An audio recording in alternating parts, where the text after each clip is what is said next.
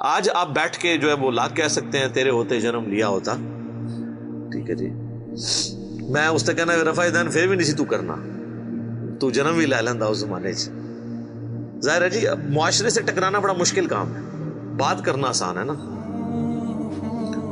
تو اس پہ ایک میرا کلپ بھی ہے تیرے ہوتے جنم لیا ہوتا, جس میں نے وہ صحیح مسلم کی حدیث بیان کی تھی. آپ صحیح مسلم میں جا کے نا غزوہ خندق والا چیپٹر کھول لیں تو آپ کو یہ حدیث مل جائے گی.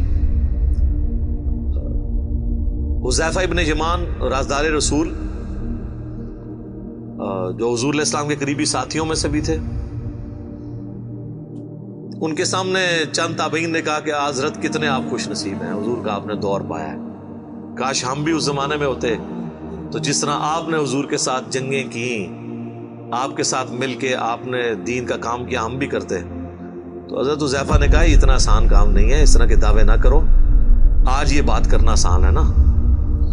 تو نبی صلی اللہ علیہ وآلہ وسلم کے مبارک زمانے میں انہوں نے کہا میں تمہیں ایک واقعہ صرف سناتا ہوں کہ غزوہ خندق کے موقع پہ سخت سردیوں کی رات تھی, تو حضور علیہ السلام نے ندا دی اصحاب میں کہ کون ہے جو جا کے کافروں کی جاسوسی کرے ایک سخت رات کے اندر اور جنت میں اللہ کے نبی کا پڑوس حاصل کر لے. اللہ اکبر, ہاں سبحان اللہ. اوتے کو نکلوتا. دوسری دفعہ آپ نے اناؤنسمنٹ کی, کوئی نہیں کھڑا ہوا. تیسری دفعہ اناؤنسمنٹ کی, کوئی نہیں کھڑا ہوا. سب یہی کہتے خود ہی حضور کسی کی ڈیوٹی لگا دیں, اتنی سخت سردیاں, اور پھر کافروں کے تیروں کا اندیشہ بھی تھا. حتیٰ کہ بخاری مسلم میں آتا ہے کہ آپ علیہ السلام کی نماز عصر اور مغرب قضا ہو گئی تھی اسی میں, عشاء کے وقت میں جا کے آپ نے نمازیں پڑھی, کیونکہ وہ سامنے سے تیر آتے تھے. تو ظاہر ہے جو رات کو اگر یہاں سے کوئی جاسوسی کے لیے جاتا تو وہاں بھی تو ان کے ایجنٹ کھڑے ہوئے تھے. تو 3 دفعہ آپ نے اناؤنسمنٹ کی, چوتھی دفعہ آپ نے فرمایا حذیفہ. تو حضرت حذیفہ کہتے ہیں میں نے دل میں سوچا لو جی اب میں مارا گیا, میری ڈیوٹی لگ گئی. اچھا یہ ان کی سچائی تھی, انہوں نے بتا دیا.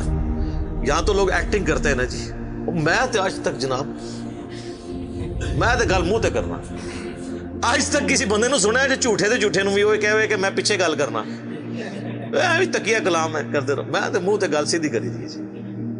اچھا تو حضرت حذیفہ کہتے ہیں کہ حضور نے جب بلایا تو مجھے کہا جاؤ.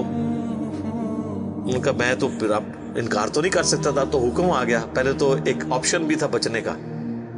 کہتے ہیں میں اپنی جگہ سے اٹھا اور میں دل میں سوچ رہا تھا کتنی ٹھنڈ بار, اور اس حالت میں جاؤں گا.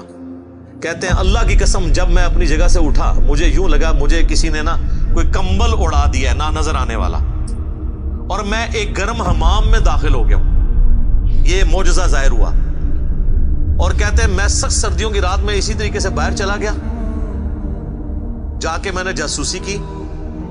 اور کہتے ہیں کہ ایک لمحہ آیا کہ ابو سفیان میرے ایک تیر کے نشانے پہ تھا, تو میں نے کوشش کی کہ میں اس کو ادھر ہی مار دوں, لیکن مجھے حضور کی بات یاد آئی, آپ نے بھیجتے وقت کہا تھا کہ دیکھنا کسی پہ تیر نہیں چلانا, کوئی نواں ماز نہ کھول کے آ جائے, ایک کام نہ کریں. تو کہتے ہیں پھر میں رک گیا, ابھی حضور نے منع کیا. ظاہر ہے پھر رات کو جنگ چھڑ جاتی, پھر ایک نیا. ظاہر ہے یہ دیکھیں ڈسپلن تو نہیں لوز کرنا نا, جو لیڈر ہے اس کے اس مشورے کو لے کے چلنا ہوتا ہے جس طرح وہ کہتا ہے. کہتے ہیں میں خیر واپس آیا. کہتے ہیں جیسے میں حضور کی مجلس میں داخل ہوا تو یہ تھرو آؤٹ ایک نہ نظر آنے والا ایک گرمائش والا کمبل جو نظر نہیں آ رہا تھا, جس سے مجھے ٹھنڈ نہیں لگ رہی تھی.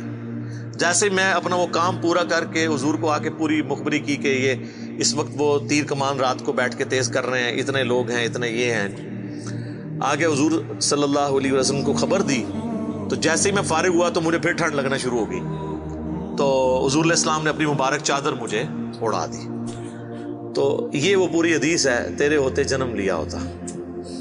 تو یہ کہنا آسان ہے میرے بھائی, بڑا مشکل ہے. یہ غزوہ احد میں بھی یہ وہی لوگ تھے جنہوں نے حضور کے ہوتے ہوئے جنم لیا تھا, لیکن دیکھ لیں 700 میں سے صرف 80 بندے حضور کے ساتھ رہ گئے تھے. اور جب بھگدڑ مچی اس وقت تو 80 بھی نہیں تھے, 12 تھے.